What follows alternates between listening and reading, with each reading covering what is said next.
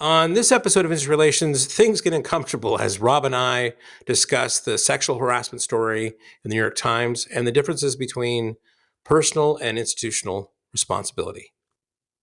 Let's go. This is Industry Relations, a podcast that's at the intersection of real estate and technology from an insider's perspective, with Rob Hahn and Greg Robertson. Hello, everyone, and welcome to another episode of Industry Relations with Rob and Greg. This is your co-host, the Notorious Rob. With me, as always, the fabulous Greg Robertson. Woo! Hola, Rob. Hola. Hey, man, it was really good to see you in Vegas this week, so always like that.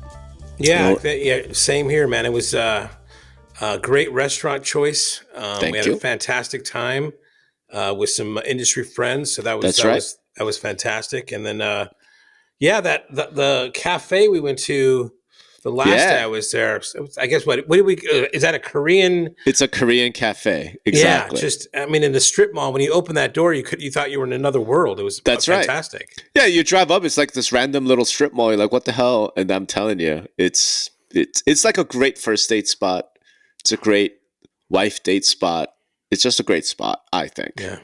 But it's pretty cool. But unfortunately, we're not going to talk about happy topics today. Before we get started, Yeah. I've got a little bit of follow-up that I've kind of read from a couple previous episodes. The first one being our kind of Rapatoni episode. I saw that Zenlist had kind of put something on LinkedIn.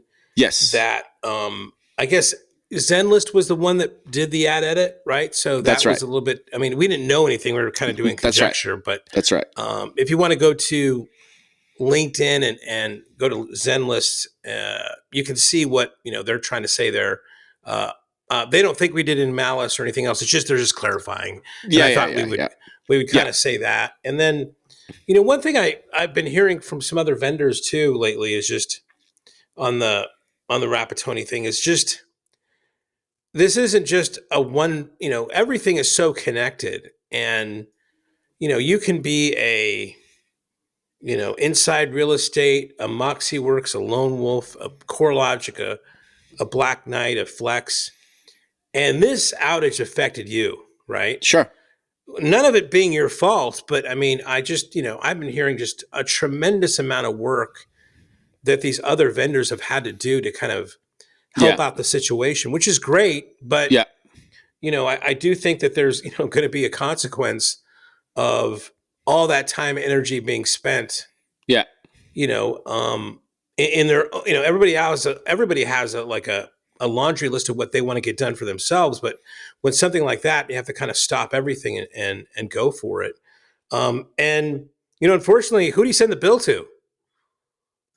No, it's just cost of doing business, right? Yeah. Is it though? That's like, I guess, the real kind of question. If maybe you find the ransomware guys in Bulgaria, and then Yeah, it's a tough one. It's a real tough one. But I thought we should acknowledge that too. So there's the kind of two pieces of follow up that I kind of came up with. Excellent. Thank you very much, fabulous Greg Robertson. Always in touch with the vendor community. So clearly, we have to talk about this Kenny Parcel situation, which I've been wanting to avoid forever, because I'm like, we don't have any unique takes. We don't have anything until I had a unique take recently. But so at the top of the show, I think we should bear it. We just have to admit it, right? As far as we're two dudes, two hetero dudes. At least we're not white, so there's that, right? But half. But so is Obama. So, so I think we just have to say, look, clearly anything like sexual harassment, I'm married to somebody who's been a victim of it. She has to deal with it at every conference. So this is not acceptable in any way, shape, or form. I don't want anything we're going to talk about to seem like we're minimizing that. It's just, it doesn't affect us to the same degree. Not even close. So having said that, clearly it's become like the thing that everyone's talking about. I know you've written about it a bunch. You might have some updates for us, so let's just start there, Greg. What you got? Yeah, I think a couple things. I mean, when the article came out, I guess I was almost thinking it was going to have these kind of salacious texts and all this other kind of stuff, and it really didn't have that, right? It didn't have like a lot really, just um, a lot of things we already knew, I guess, right? Not to like I said, not to minimize what was the accusations were. It was just not a lot of new content. I kind of heard most of that before. Mm-hmm. The pictures of his belt buckle, or I guess that's a crotch shot too, right? Some other things. And I talked to a lot of people about this, and even my wife and women I work with in the industry, and you know what it all came down to me for was the guy slept with. He's a married man. He slept with an NAR staffer, right? That's the allegation here, right? Right. And I'm not sure he's ever really totally denied that, right? It's more of a thing of like, was that something that violated or crossed the line where he couldn't be president, right? Right. And I guess NAR knew this, and he still went ahead and became president. Now, having said that, right, I think we hope that our leaders, we want to hold our leaders up to a different bar than what we ourselves. I think, I would hope so. We would want them to have a code of ethics. We'd want them not to pay off porn stars. We'd like them not to lie. We'd like them to take money from China and Ukrainian oligarchs. It would be nice not use their have their children benefit from their relationships. Exactly. I mean, yes, all those things, right? I mean, all those things. And but what happens when the person that's doing that just does not take that approach? It just basically says, yeah, whatever. I'm still gonna take this position, right? I mean, sure. And then you add to that to me to me, but at the end of the day, it's like when all this was ever, I was just looking at it like, well, that's to me enough where I don't care about it. I mean, I do care about everything else, but I mean, that alone right there should have been just like, get the hell, step down, do something else. Let's save everybody the drama. He did not do that, right? The New York Times article had to come through. Mm-hmm. So that to me was like the tipping point from here. Just when I talked to everybody, like, okay, if I just looked at that, like that's beyond the pale. It should have stopped there. It didn't. Then thinking about it some more, it's like, okay. And again, it's a weird structure there. And I've heard that, I think they're elected, right? So he's elected by, and NAR is supposed to be member led, right? In theory. In theory, right? But does the CEO even have the authority to fire an elected official? We could check the NAR bylaws, but I can't imagine the association staff would have the ability to remove a president. I'm sure there's impeachment, clauses. Maybe it goes through a committee. Yeah, maybe. Yeah. So having thought of that, I mean, or maybe they have to go through it has to go through a committee, it has to go through a whole process, right? So, and like that's an astounding, if you're a staff and you don't get that right, like we say before, if you come for the head of the king, you best not miss, right? So there's a thing to that as well, right? Like if you're a staff member, you want to be hold on. Yeah, let me finish my point. Yeah, you want to make sure that happens, right? So, sure. Having said that, it's like if people come out to say, I think we lost Greg. Well, the CEO. Oh, you're back. No, you were gone for like 30 seconds. Say the last 30, and then hopefully Myron can edit that out. All right. So staffer. Yeah. If you're a staffer. Having said that, if you're a staffer, even if you're the CEO, how can they? And I know some answers to this. How can they be held responsible? Right. And people asking for blood. Right. You got former staffers. You got leadership that have their own axes to grind. to say, oh, we want the CEO out, we want the general counsel out, we want the HR person out, we want everybody. Let's get a broom and sweep this up. Well, what again? What's the power there to happen? I totally get it should start from the top, right? But what if the infrastructure in there is just so muddled that there's no clear way of doing that, right? I don't. I just think it's more complicated than a corporation, right? It's more complicated than like not really. a company or something. All Okay, right, so that's my long diatribe. So here's like take on it. And I understand that I'm potentially wading into real controversial areas, but I'm Notorious Rob for a reason, right? So if you can make the worst spin, in other words, take all the allegations as being true, right? Because here's the thing I would point out: we don't actually know, right, what happened. We know. Here's what we know: Kenny resigned, right?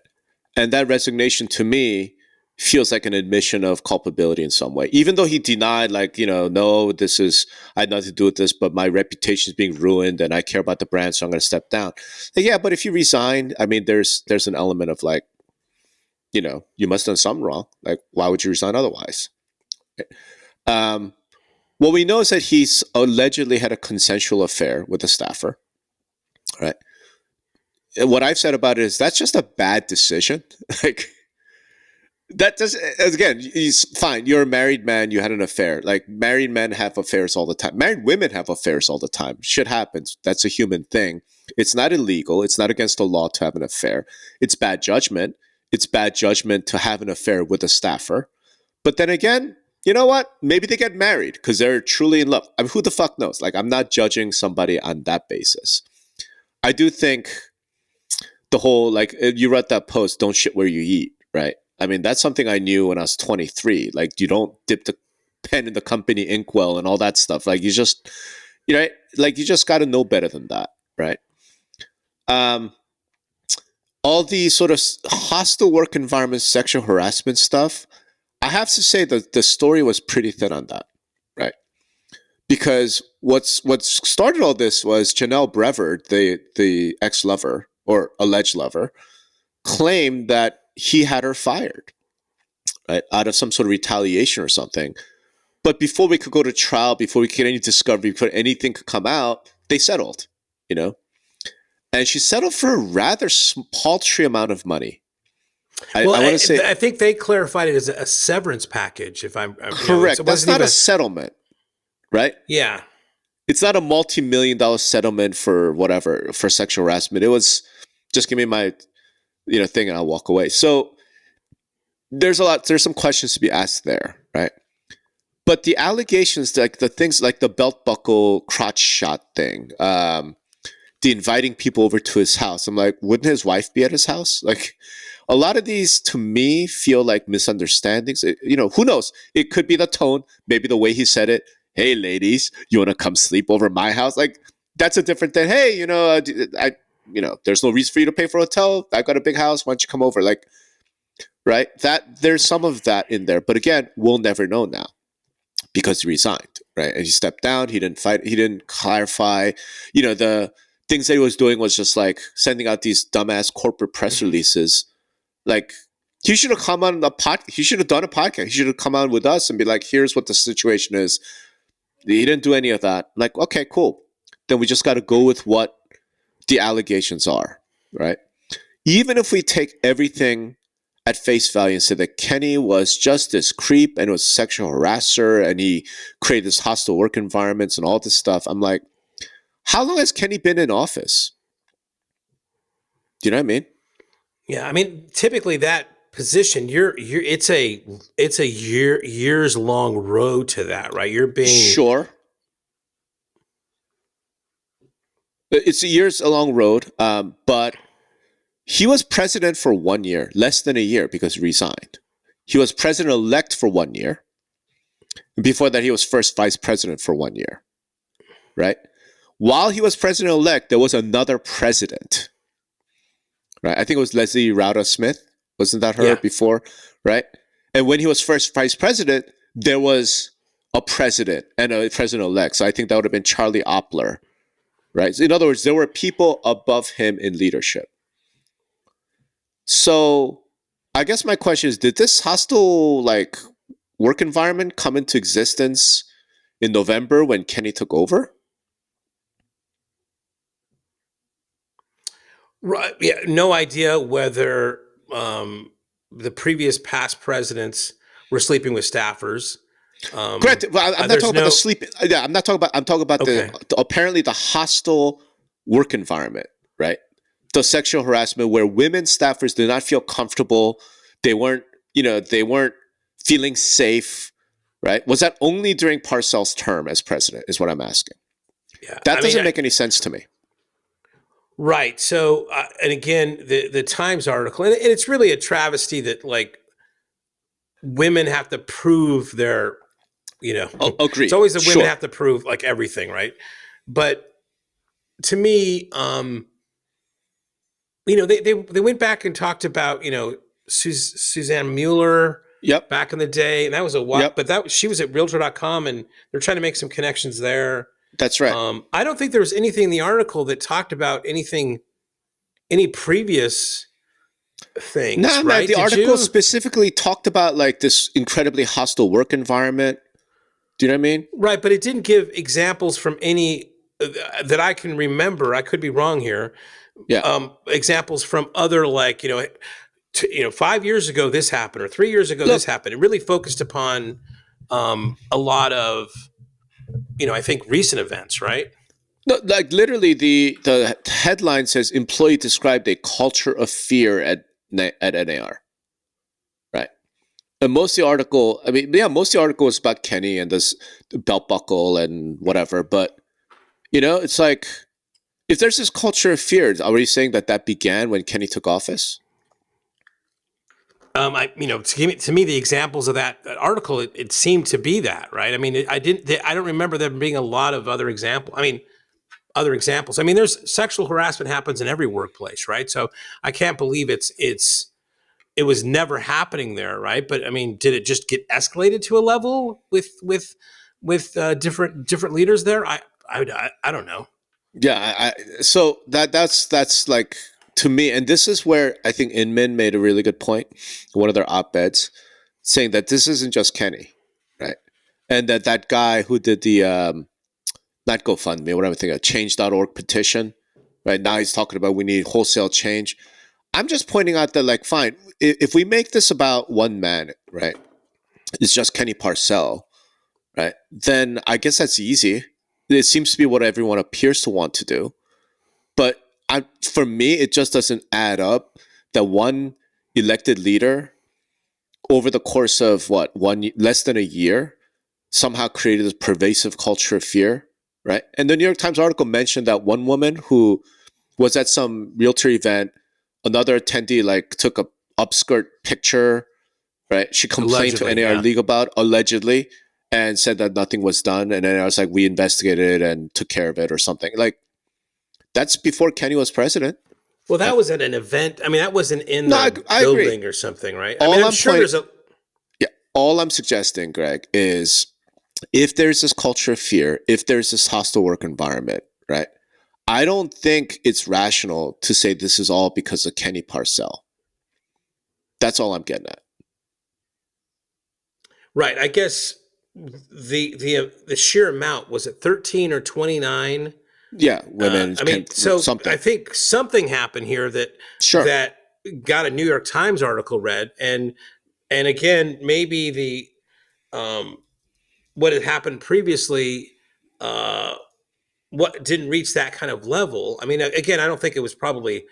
I don't think any company has no sexual harassment, right? But it does. Sure. It does appear that in this time frame with this guy, there's a whole lot of people complaining. Right. So, is it one guy? That's actually what I'm asking. Is this one guy problem or is this an institutional problem, in your opinion? Right. Again, I don't. The only thing I don't even know what I don't know. But from what I'm gathering here, seems to focus on this one particular gentleman, right? Okay, And then right. So that's I what the think article was.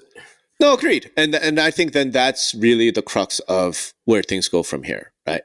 If this was Kenny, he's the only problem. Well, we got rid of him, so then there shouldn't be a problem, right? So all the people that are agitating for change, all the people that are whatever, shut the fuck up, go home, because this was a one-man problem. If then, on the other hand, this is an institutional problem, that it's not about Kenny, it's about something else.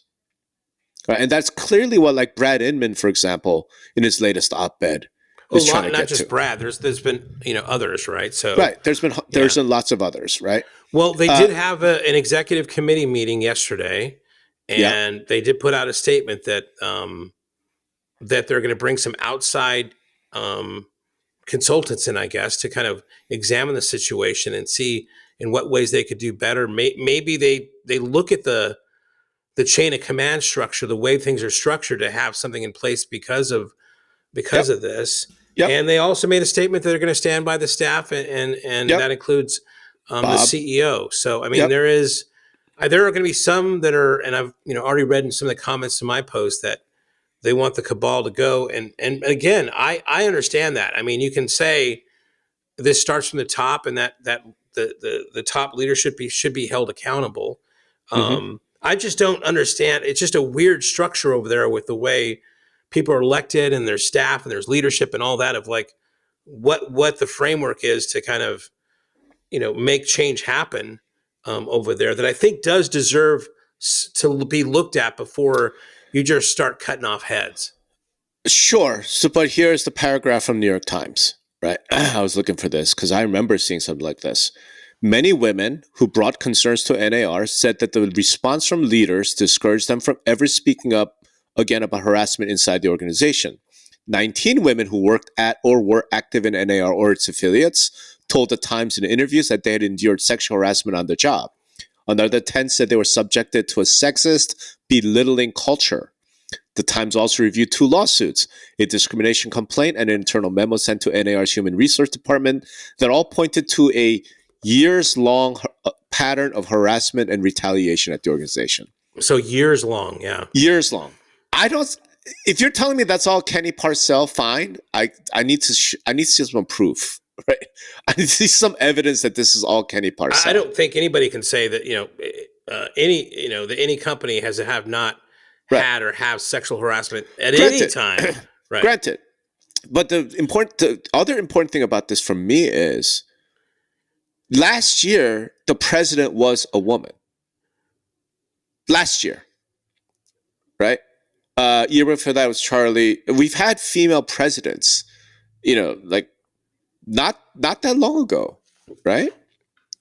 If there's this culture of harassment and retaliation and sexism and belittling, that's happening when the president is a woman, right? When the president is not only a woman, but she's like out there talking about woman up and empowering female realtors and all this. Like that's happening when they were in leadership. No, right. I mean, but again, something got escalated. I mean, again, I agree with you. There's probably, and this is going to be any corporation, any company is going to have those things. But for whatever reason, this went. We have a New York Times article, right? Because of, and I think it started. I think the thing was going back to what we talked about at the beginning. Is he slept with a staffer? Okay, right, and that just was like, I think the straw that that was the beyond the pale moment where it just got people kind of fired up. I mean, that we hadn't heard that had happened with any of the other presidents. Greg, there. No, Greg, but having an affair with a staffer is not sexual harassment. Not classically. When you're in a position, it's bad. It is a bad decision. You do have that quid pro quo thing going on. So let me rephrase that. It's not the kind of like unwanted touching or lewd gestures or shit like that, right? Yeah, I disagree with you. I mean, when you have a work dynamic where you have a person that's at a higher position of power you than another person, you shouldn't do it. That is sexual harassment. Okay, you're right. I'll grant you that. My point is, it's a little different, though, right? Can we at least agree that it's qualitatively different than somebody coming up and or sending you dick pics, unwanted, right? Or touching you, rubbing your shoulders, and grabbing your ass. I mean, can we agree that there's a slight difference if it's consensual? Sleeping with them, I think, is even, it's... So consent doesn't matter. Women have no ability... Hold on. So consent doesn't matter. Women have no ability to consent. I just think the power dynamic makes it just awful. I'm agreeing with you. I'm just saying, are you saying there's no difference between sexual harassment, there's a power dynamic, and you had an affair with a staffer, versus you went up to women and started rubbing them, or unwanted touching, or lewd gestures, or inappropriate language? They're both different. Yes, That's what I'm saying. There's a difference, and I think women can see that difference as well, right? Yeah, the mansplaining has begun. Exactly. But so fine, bring women on, I suppose. I would love to hear from women if there's no difference between a consensual affair and, hey, if you don't sleep with me, you're going to lose your job, or, let me grab your ass and then, hey, call you honey. If you're telling me there's no difference in the three, fine, right? I think most rational people say there's a difference. It's just not to forgive the relationship, right? I'm not saying let's forgive the relationship, but I think most people are there's a difference. I'm just not going to agree on which is worse. I mean, it's not for, I don't know. I'm not saying, fine. It's not worse. It's not better. But, the issue is that it's not years long, sexist and belittling culture at NAR. Is it? Yeah, again, Kenny having an affair with a staffer is not years long sexist and belittling culture at NAR. Can we agree on that? I mean, I don't know if anything happened before that was reported or not reported. I mean, all I can say is that most of the things most of the things that come to light are things related to him right now. I agree. Yeah, so I can't comment. But Greg, no, you can't. It's a very simple question. The article and the women allege the NAR has years long. Where is it? Let me find that passage again. The NAR has years long problem. Hold on. Where the fuck is it? People are here we go. Yeah. 2 lawsuits, discrimination complaint, internal memo, blah, blah, blah. 19 women told the Times they were endured sexual harassment on the job. Another 10 they were subject to a sexist belittling culture at NAR, right? And reviewed blah, blah, blah, all pointed to a years-long pattern of harassment and retaliation at the organization. That didn't start when Kenny started having an affair with the staffer, right? I mean, Are we supposed to believe that? Okay, so then it's not about Kenny. That's my point, right? If there's a problem, that it's not Kenny, it's the institution. Again, I mean, I think if there's a problem. I think every organization has to deal with sexual harassment. Sure, fine. And it's probably years long in every organization. But fine. Sometimes something happens that accelerates that just goes crazy, and then that goes, and that just goes beyond, anything that anybody thought of, and then action has to happen, right? More stiffer action has to happen than had before. These actions are not, if you're saying that some are different than others, some might be a conversation with the man or the woman. Some might be a write-up, but when you go to sleeping with a staffer, that's a violation of, first of all, the employee, I guess in this case, signed something that says that you're not supposed to do that. But I guess I don't know if there was anything in place as far as for the leadership person that said that was not a good thing, besides just their own common fucking sense. Yeah, and I'm not just that's just a poor, bad decision. But again, you're it's almost like you don't even want to deal with the central premise here, right? The central premise is, you're right, actions need to be taken. We need to have corrective, blah, blah. Yes, Corrective action on what? On don't sleep with a staffer? Do we end there? So, okay, NAR passes a new policy. Hey, elected leadership, you're not allowed to have relationship with staffers. Are we done? We good? Well, NAR's fine now? I think there's policies in place that have said to do all these other things that still get violated. So I mean, Sure, it's exactly. a start, but it happens. But so that's my point. It's like it's not like NAR had some policy. Sexual harassment is good here. Like no, it was against policy. They had all the rules. They had policy. They had HR departments, and yet 19 women are talking about a sexist and belittling culture. That's Right. years long. Don't tell me that's Kenny Parcel. That's all I'm getting at. So if you're going to take action, fine, take action. I would love to see action happen because it sucks if NAR really is a sexist, belittling place. But don't tell me it's Kenny Parcel. Do you know what I'm saying? That's something with institution. It's not policy.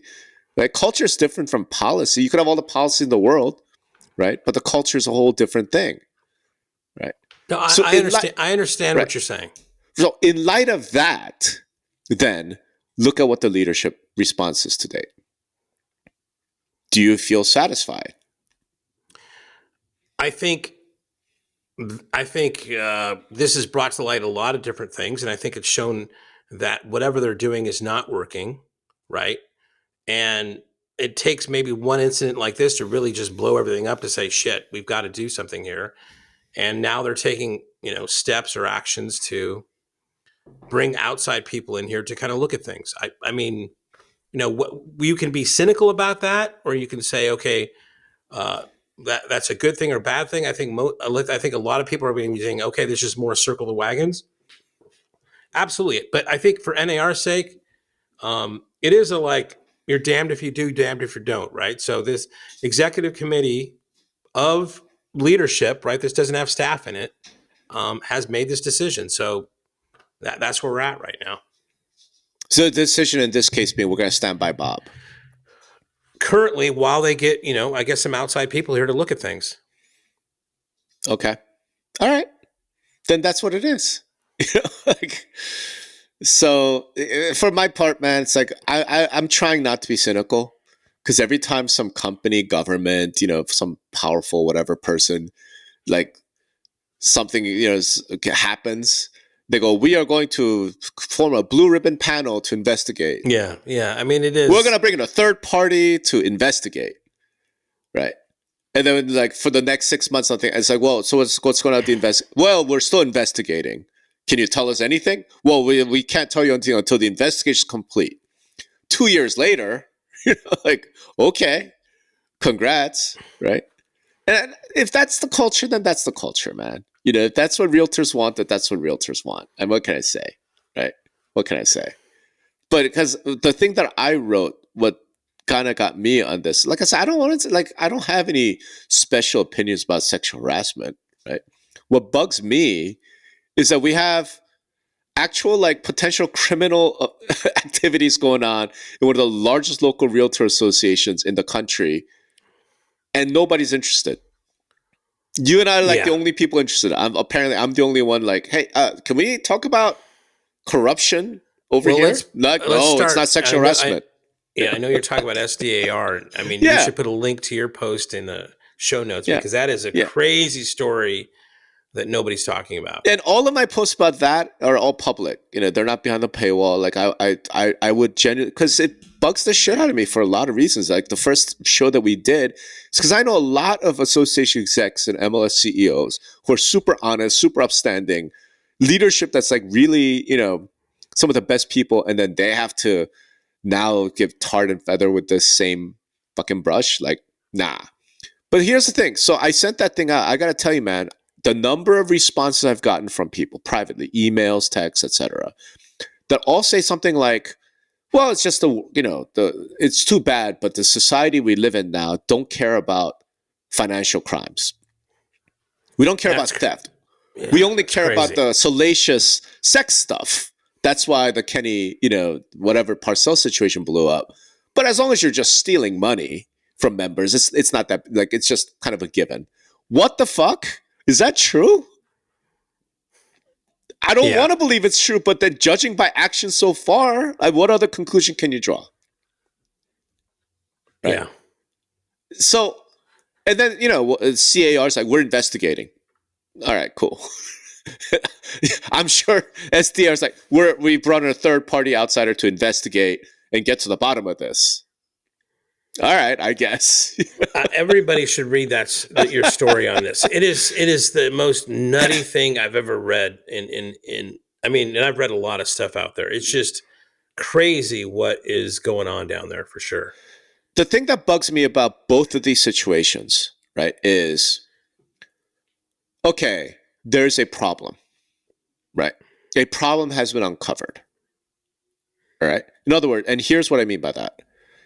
If the New York Times story was Kenny Parcel, president of Powerful whatever association, accused of sexual harassment and having an affair, right, and was just limited to him, that'd be one thing, right? That'd be one thing. That'd be like, okay, fine, Kenny's a bad guy, get rid of him, right?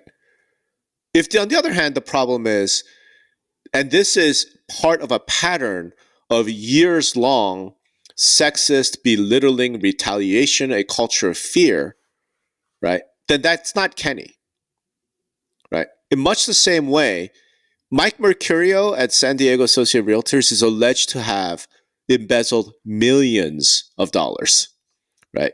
If the story were, hey, Mercurio went and spent $15,000 at a Louis Vuitton store and charged the company, and he defrauded the company, right? One time. It was discovered last year, right? And the board has fired him and brought in someone new. That is a non-story. That's a single person, one bad actor, gone. What's problematic about SDAR is that this has been going on for 10 plus years. Yeah. Which means that the board is either complicit or they're grossly negligent. They're asleep at the wheel, right? That's a different problem. So same thing with this NAR thing. Like if it's just, hey, Kenny Parcel is a creep and he happened to be president. All right, that's a simple issue, right?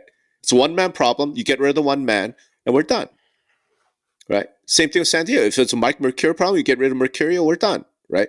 Sue him, put him in jail, and we're done. We're not talking about that in either of these scenarios, right? In both of these scenarios, what everyone appears to be saying, what the New York Times is saying, what the evidence in the San Diego situation appears suggesting is that this is a institutional, systematic problem. And if you're going to deal with that by saying, well, we got rid of the one guy and we're investigating, really? Is that good? Is that good enough?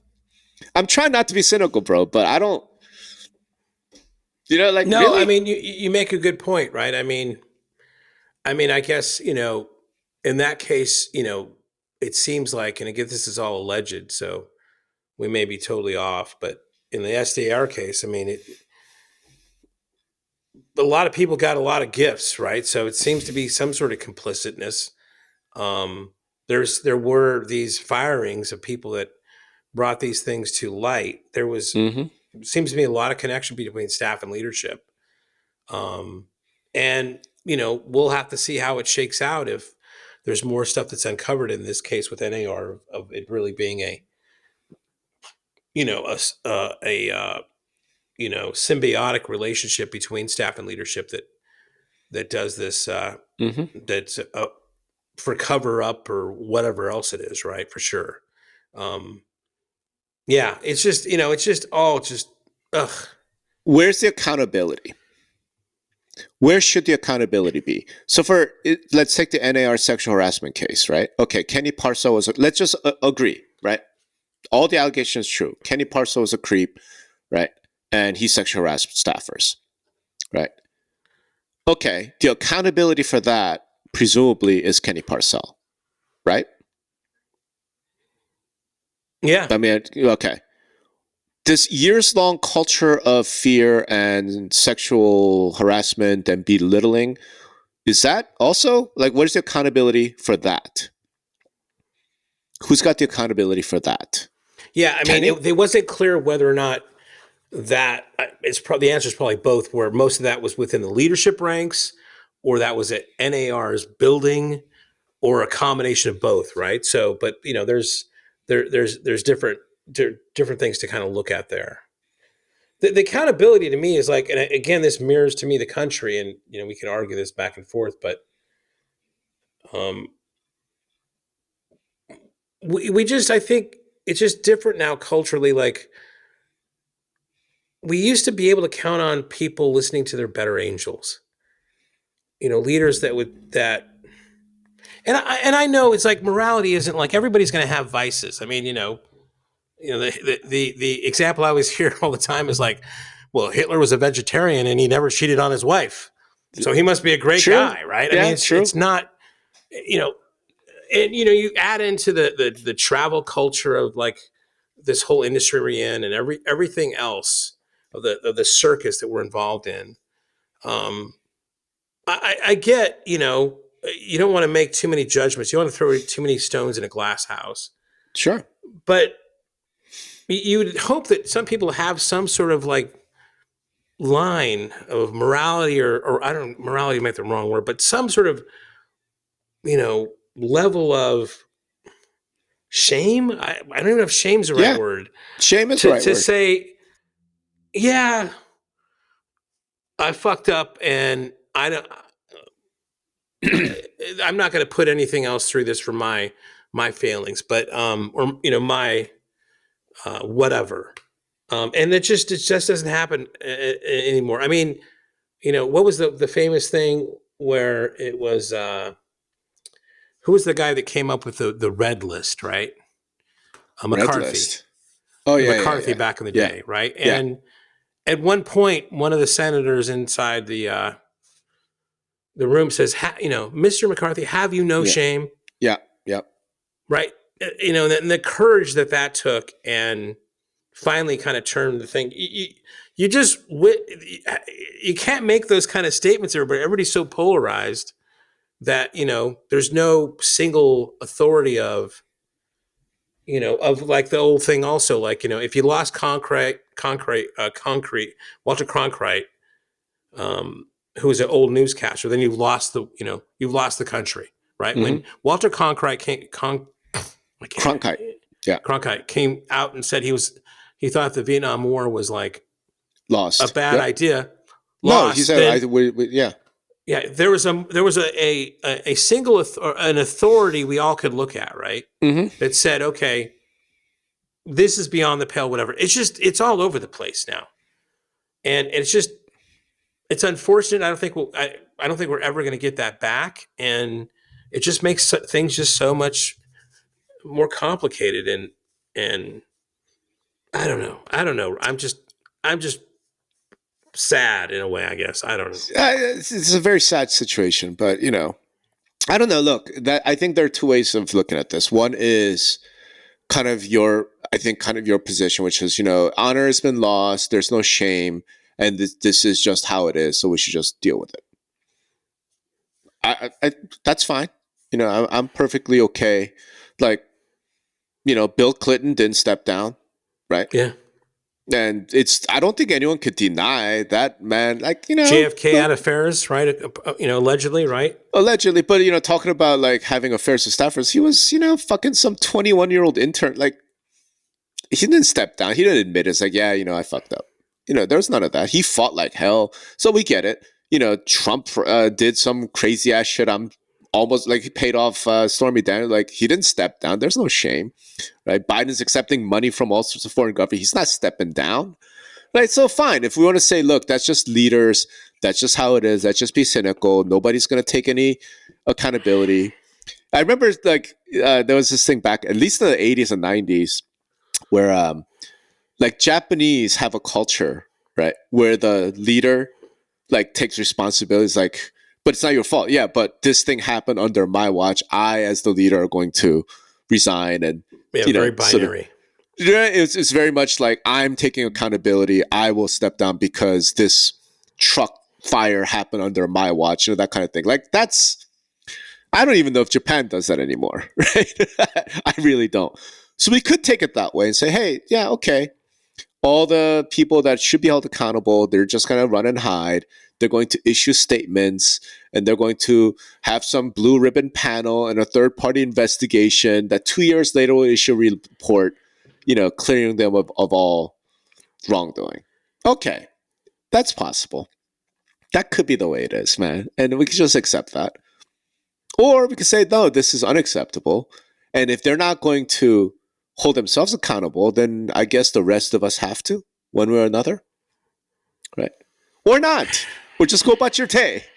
Right? Go about your day, go about your business. But if you're doing that, then I guess I kind of feel like spare me your outrage. You know what I'm saying? Like if you're all upset about this culture of whatever at NAR, this, that, and the other thing, but hey, now that Kenny's been fired, and oh, good, they're going to have a third-party investigator, right? I'm perfectly satisfied. Then spare me your outrage. Spare me your outrage. Same thing with SDO. Oh, it's terrible that there's corruption going on, but hey, they're going to look into it. I'm sure there'll be a blue ribbon panel form that will come out with a study 2 years from now. Spare me your outrage. So what are they supposed to do? Who? The average member that says, leave. Leave. Get the fuck out. Right. Leave. So stop paying your dues. So the actions of these few mean you lose your livelihood. Either that or they step down. Again, and then what does that member do to make them step down? So is it just one person? That's up to your conscience, right? But I do think about the large brokers. I do think about, even now to this day, every franchise in the country has a requirement that every one of their agents has to become a realtor. Every one of the franchises has to join NAR. Maybe get rid of that. It's like, hey, you know what? So look, it's an ultimatum.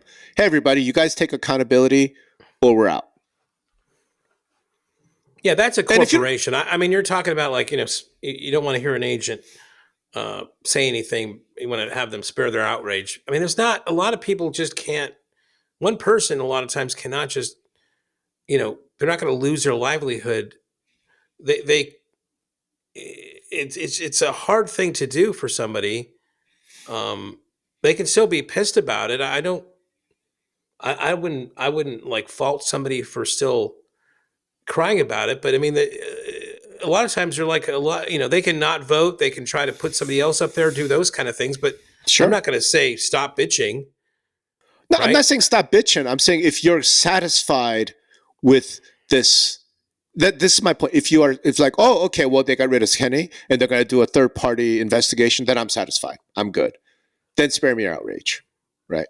That's all I'm getting at. No, and you're right. I'm not asking individual realtors to be like, screw it, I don't need MLS access, so I'm out. No, I'm not saying that, dude. But at a minimum, you can't be like, okay, well, if you're doing a study, then we're good.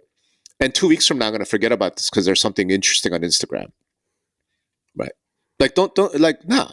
If you show up in November, if you go to that, the NAR Expo, yo, you better do something. What was that letter of the group of 39 or something? Didn't you get a 37. Copy of that letter? 37, right? Yeah, I saw a copy of it, yeah. Yeah, because you're much more plugged in. You're much more industry insider than I am. Right. Where are your names? Yeah, again, there's a fear of retaliation for sure, right? Okay, well then, but that letter, if I remember, if Kenny doesn't step down, then this is just the beginning bullshit, right? All right. Can we see a phase 2? No? Then okay. Well, okay. Yeah. Then I'm not saying do it. I'm saying I'm going to judge you. I think one thing is by your actions. I think one thing that is going to happen is it's not over.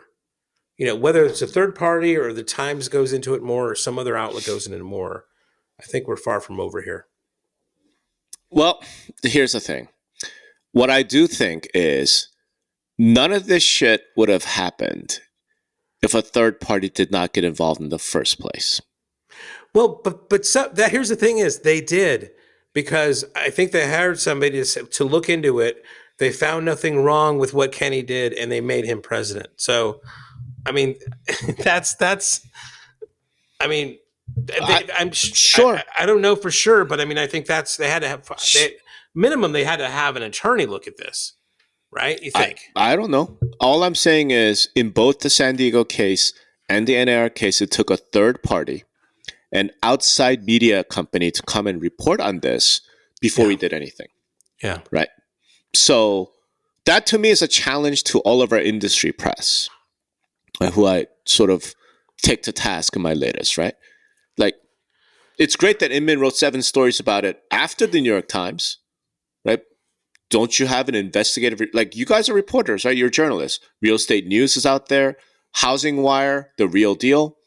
Like, do you all have journalists? Like, I that's, I think, unfair. I know that Inman, Andrea and some others have broken a lot of stories here about NAR and others previously, right? But this is a New York Times story. Hold on, dude. After the lawsuit was filed and all these allegations happened, right? How many weeks went by before the New York Times ran its story? I want to say it's like 3 weeks. I think, it's like July 22nd, I think, was when that lawsuit came up, right? So that's about a month? Sure. A month goes by. Inman couldn't interview. They wrote a story about it. I mean, I don't know. Here's a lawsuit. Yeah. They can't interview women who work at NAR? I don't understand. I don't know the machinations of all those organizations. So no, it's fine. I'm just saying, hey, industry press, right? Why do you always wait for some third party to break stories like this? It's more of a challenge to them, right? It's like, you guys have journalists, you guys have good reporters. Let them go report. Why didn't you write about this? I'm not a fucking journalist, dude. Are you? Well, you're a commentator. People respect what you say. Hold on. Are you? I mean, you break stories too. Are you a journalist? I don't know what a blogger means. Exactly. I've never said I'm a journalist. If somebody sues me, I mean, for Christ's sake. I've never said I'm a journalist, right? Even though the Department of Justice called me a journalist, but hey, I didn't call myself that, right? I've never said that. I have a lot of respect for journalists, right? Real journalists. And I know we have real journalists, right? Like, Andrea's fantastic at Inman. So why can we get some journalism action going from inside the industry, so we don't always wait for CBS 8 to break San Diego. We don't always wait for New York Times to break this, and then everyone go, rah! Can we do some of that internally? Maybe that's too much to ask, right? Because, culture of fear, and, how do you expect people to make money? Which then is fine. I ain't judging. Okay, I ain't judging. But please spare me your outrage after the fact. Okay, can we wrap? Because this is like the most uncomfortable episode that we've ever recorded in my book. True that. So let's wrap with this. I know I'm being a little harsh. I get it. And I've already texted with some people. The reason behind it is because I actually have a lot of respect for what some individuals, some institutions are capable of. I'm simply asking them to start doing it. I'm asking CAR to not just claim or to invest, start publishing, start doing this in public, start holding people accountable. I'm asking NAR to do the same. I'm asking Inman and Real Estate News and all the journalists, start reporting. You guys are fully capable of it. The industry could really use it, right? So I'm going to end it there, and it's not a fun episode, but we'll get past. And everything will be better, once we get past it and improve. I'm going to be thinking this all week of our next episode would be a very light topic of what type of yard sign really attracts everybody, attracts the eyeballs. That's where yard signs. Yeah. We're talking about yard signs next episode and on yard industry relations. Okay, yeah. I'm completely unqualified. So we'll have Sonny come on and do that. Well, listen, we're unqualified for this discussion, for Christ's sake. I don't know. I mean, these are all just opinions on this and that. So, all right. Well, thanks. Jesus. Thanks for sticking around with us through this very painful discussion, but it's one that needs to be had. So, we had it. And I guess I'll see you in another couple weeks here too. So yes, sir. Yeah. Looking forward to it. Thanks, everybody. All right, man. Ciao. Listen, content is everything. Two Brothers Creative makes it look easy. Right now, business owners really only have two options. The first option is hire a big firm. Now, this big firm's going to come in, make you think that they invented all the algorithms, and start charging you thousands of dollars every month. You don't want to do that. Second option is to do it yourself. Well, that means you got to learn SEO, SEM, copywriting, marketing techniques on the web. You should be really focusing on your own product. But now there's a third option. It's called Content in a Box. Give Two Brothers Creative 30 minutes a week and they'll handle everything. Plus, they'll show you how to bring it in-house later on. They'll rebuild your marketing foundation and give you tools and techniques and a new marketing playbook that'll actually produce real results and help you grow your business. Two Brothers Creative will give you the confidence and know-how to tell the SEOs and SEMs and all those other acronyms to get fucked. You're in control now. Get started today at thecontentbox.com.